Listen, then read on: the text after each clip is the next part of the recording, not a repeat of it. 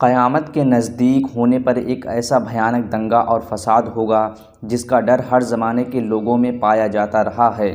اس فساد کا چرچا اگر صحابہ کی مجلس میں ہو جاتا تو صحابہ کرام رضی اللہ تعالیٰ عنہم اجمعین رونے لگ جایا کرتے تھے اور اللہ کی پناہ مانگا کرتے تھے۔ پیارے دوستوں، آج کی اس ویڈیو میں اسی فتنے کی بات کریں گے۔ دجال کون ہے؟ دجال کی کیا حقیقت ہے؟ دجال کب آئے گا؟ اور دجال کے ماں باپ کون ہیں؟ کیا دجال پیدا ہو چکا ہے؟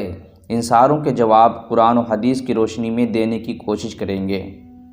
حضور صلی اللہ علیہ وسلم نے فرمایا، قیامت اس دن تک نہیں آئے گی جب تک دجال نہیں آ جائے گا۔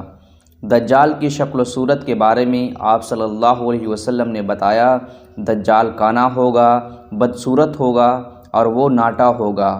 اس کی ناک طوطے کی چونچ کی طرح ہوگی اور اس کی سب سے بڑی نشانی یہ ہوگی کہ اس کے ماتھے پر کافر لکھا ہوا ہوگا جس کو ہر مسلمان پہچان لے گا۔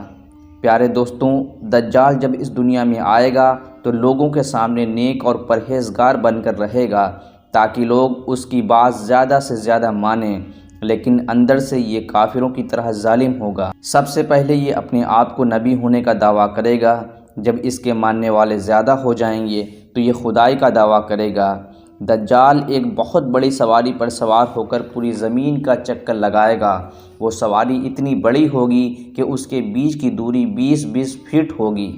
پیارے دوستوں، دجال کے پاس اتنی مال و دولت اور اتنی بڑی طاقت ہوگی اور یہ سارے دریاؤں پر قبضہ کر لے گا۔ اس کی اجازت کے بغیر کوئی پانی نہ پی سکے گا۔ یہ لوگوں کو بہکانے کے لیے زمین کو حکم دے گا تو وہ طرح طرح کے پھل پھول پیڑ پودے اگائے گی۔ آسمان کو حکم دے گا تو وہ پانی برسائے گا۔ اس وقت دجال اپنے آپ کو خدا کہلوائے گا۔ جو لوگ اس پر ایمان لے آئیں گے اسے وہ مالا مال کر دے گا اور جو اس کا انکار کر دیں گے انہیں وہ قتل کر دیا کرے گا۔ پیارے دوستوں، دجال بجلی کی رفتار سے پوری دنیا کا سفر کرے گا اور فساد برپا کرے گا۔ اس وقت اس کا ساتھ یہودی اور عیسائی دیں گے، لیکن جو سچا مسلمان ہوگا وہ اسے پہچان لے گا اور اس کے خدا ہونے کا انکار کر دے گا۔ پھر دجال پوری دنیا کا سفر کرنے کے بعد مکہ مکرمہ جائے گا، لیکن اسے مکہ میں گھسنے سے روک دیا جائے گا۔ پھر یہ مدینہ منورہ کا رخ کرے گا۔ اس وقت مدینہ میں گھسنے کے لیے 7 گیٹ ہوا کریں گے۔ وہاں پر اللہ تعالیٰ نے ہر ایک گیٹ پر ایک ایک فرشتے کی ڈیوٹی لگائی ہوئی ہوگی جو اسے گھسنے سے روک دیں گے۔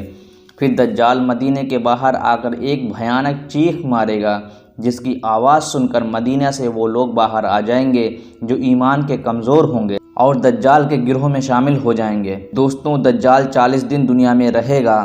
آخرکار عیسیٰ علیہ السلام اور مہدی علیہ السلام اس دجالی گروہ سے سامنا ہوگا اور ایک بہت بڑی لڑائی ہوگی جس میں دجالی گروہ کی ہار ہوگی اور دجال عیسیٰ علیہ السلام سے ڈرتے ہوئے فلسطین کی طرف بھاگے گا، لیکن عیسیٰ علیہ السلام اسے پکڑ لیں گے اور اللہ کے حکم سے اسے وہیں پر قتل کر دیں گے۔ پیارے دوستوں، اب بات کرتے ہیں دجال کون ہے اور اس کے ماں باپ کون ہیں۔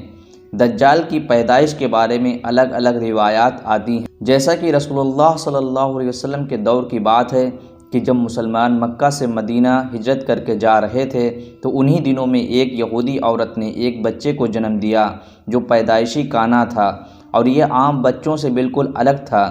دھیرے دھیرے یہ بچہ مشہور ہونے لگا اور اس نے اپنے اوپر وحی آنے کا دعویٰ کر دیا اور یہ بچہ لوگوں سے عجیب باتیں کرنے لگا۔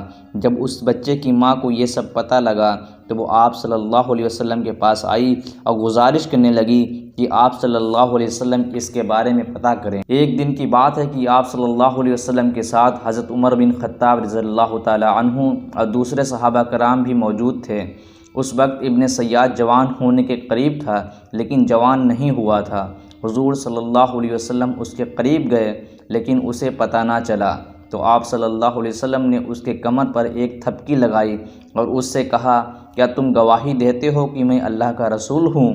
تو ابن سیاد نے آپ صلی اللہ علیہ وسلم کی طرف دیکھا اور کہا کہ ہاں، میں گواہی دیتا ہوں کہ آپ صلی اللہ علیہ وسلم اللہ کے رسول ہیں۔ پھر ابن سیاد نے حضور صلی اللہ علیہ وسلم سے کہا، کیا آپ بھی گواہی دیتے ہیں کہ میں بھی اللہ کا رسول ہوں؟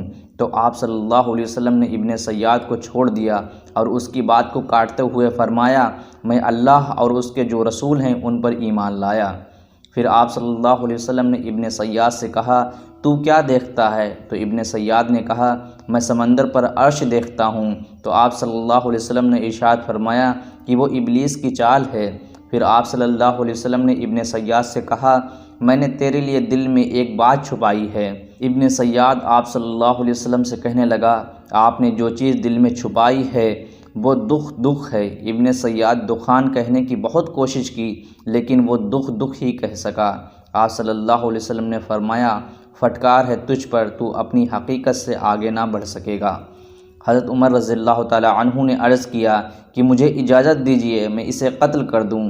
آپ صلی اللہ علیہ وسلم نے فرمایا اسے چھوڑ دو، اگر یہی دجال ہے تو تم اسے نہیں مار سکتے، اور یہ اگر دجال نہیں ہے تو اس کے قتل کرنے سے کوئی فائدہ نہیں۔